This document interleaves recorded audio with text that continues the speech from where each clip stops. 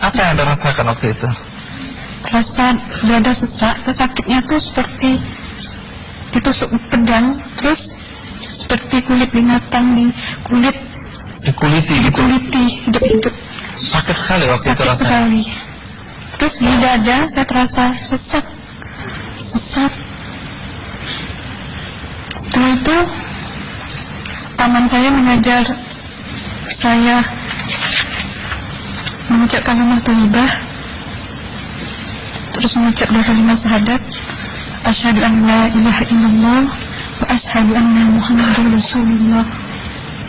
Apa betul waktu roh Anda itu dicabut dari kaki gitu, Iya. Anda bisa melihat jasad Anda? Sempat saya melihat jasad saya pada waktu itu, tapi sebentar.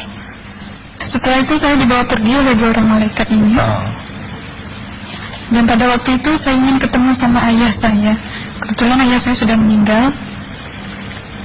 Dan suatu ayah saya meninggal, dia berusia 55 tahun. Setelah saya ketemu di sana, dia tuh berusia muda. Kok muda? Berusia 17 sampai 20 saya perkira.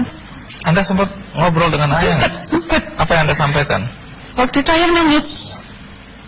Ayah saya bilang, kenapa kamu kesini nak? Pulanglah, di rumah tidak ada orang. Kasihan lihat ibumu dan adik-adikmu. Tidak ayah, janjiku sama Allah sudah sampai. Dan pada waktu itu ayah saya menangis. Lalu apa yang dia ucapkan?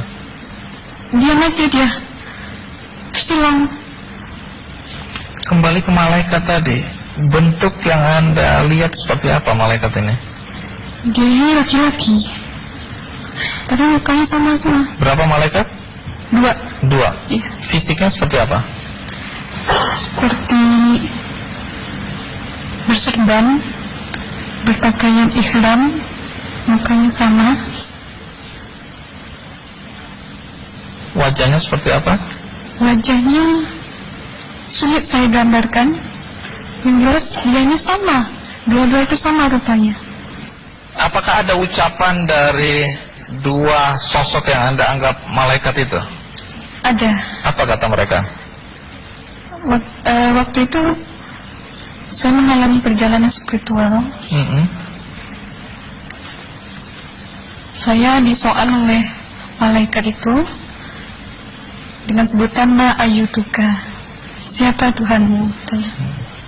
Waktu itu roh saya menjawab, Tuhanku adalah Allah.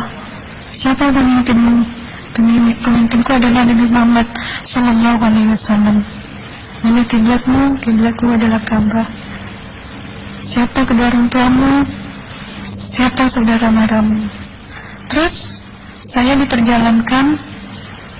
Setelah itu kedua orang malaikat ini memimpin tangan saya, tangan kiri saya, membawa saya ke satu tempat, menduduki saya di sebuah kursi. Pada waktu itu kursinya itu empuk, mungkin 8 busanya ya, cantik. Terus di sana saya duduk. Di sebelah kanan saya ada tiba-tiba berwujud seorang perempuan. Dia mengaku Amal. Kamu siapa? Kata saya. Aku adalah Amalmu semasa kamu hidup di atas dunia. Dan selama kamu di sini, saya akan menemanimu sampai yaumul akhir, itu katanya. Dan pada waktu itu saya melihat perempuan-perempuan soleha berpakaian muslimah, berkerudung, mencium pipi kanan, pipi kiri. Mungkin salam perkenalan pertama waktu menduduki di situ. Setelah itu saya dihijrahkan lagi, dibawa oleh 2 orang malaikat ini lagi, melihat dosa-dosa besar ya. Di sana saya diperlihatkan ada seorang laki-laki memikul besi di bahunya. Saya perkirakan besi itu mungkin beratnya tuh berton kali ya. Berat sekali ya. Berat sekali. Terus dia berjalan nggak sampai ke tujuannya, berlumuran darah nanah, baunya na'udzubillah misalnya. Bajunya tuh sobek-sobek. Waktu itu roh saya disaksikan oleh Amal. Saya tanya kepada Amal, ruh tanya sama Amal, wahai Amalku, dosa apakah yang manusia ini lakukan sewaktu ia hidup di atas dunia? Amal menjawab pada waktu itu, sewaktu manusia ini di atas dunia, dia ini adalah menyantet orang, membunuh orang, sehingga dia berjalan nggak sampai yaumul akhir, katanya. Yang kedua, saya melihat ada seorang laki-laki saling bunuh-membunuh. Sebentar kayak gitu lagi.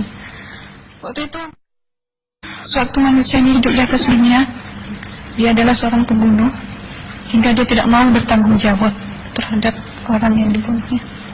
Terus yang ketiga, saya melihat ada seorang laki-laki dihujam kemaluannya pakai besi panas, timah panas itu ya, hingga menembus. Waktu itu roh bilang sama Amal, wahai Amalku, dosa apakah yang manusia ini hidup di atas dunia? Amal waktu itu menjawab, suatu manusia ini hidup di atas dunia, manusia ini adalah seorang perzina. Setelah itu saya melihat ada seorang laki-laki disebati oleh rotan. Rotannya itu menyebati kulitnya tuh hingga lepas daging sama kulitnya. Itu Amal menjawab, suatu manusia ini hidup di atas dunia, dia ini tidak pernah sholat Islam, hingga waktu matinya pun dia tidak mengucap 2 kali syahadat. Dan pada waktu itu roh sama Amal sempat menghafiz Quran pada waktu itu dengan harapan supaya orang manusia yang Allah siksakan ini bisa terampuni dosanya. Jadi masih sempat waktu itu ya? Iya, roh sama Amal yang menghafis Quran, bertahzim, bersalawat, baca ayat 1000 dinar, membaca Yasin. Tapi sayang,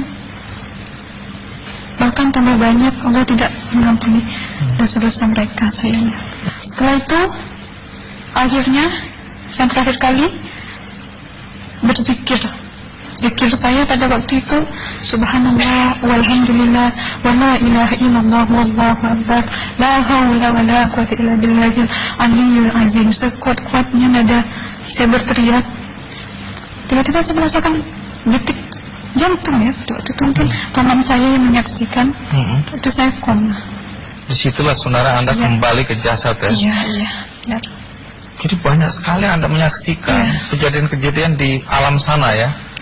Nah, menarik karena waktu kami menghubungin Mbak Aslina, pada dasarnya Mbak Aslina keberatan menceritakan kembali kisahnya. Tapi kalau toh akhirnya Anda mau sampai di sini dan Anda sudah bercerita, apa harapan Anda pada orang-orang yang mendengarkan kisah ini? Ya, harapan saya pertama, ya lebih banyak mumpung menyambut puasa ya, lebih banyak mendekat diri aja sama Allah, perbanyakkan amalan soleh, perbanyakkan zikir, perbanyakkan sholawat, baca Quran, dan sebagainya. Itu harapan Anda ya? Iya. Baik, terima kasih Mbak Aslina ya, sudah datang dari Bengkalis untuk menceritakan kisah ini.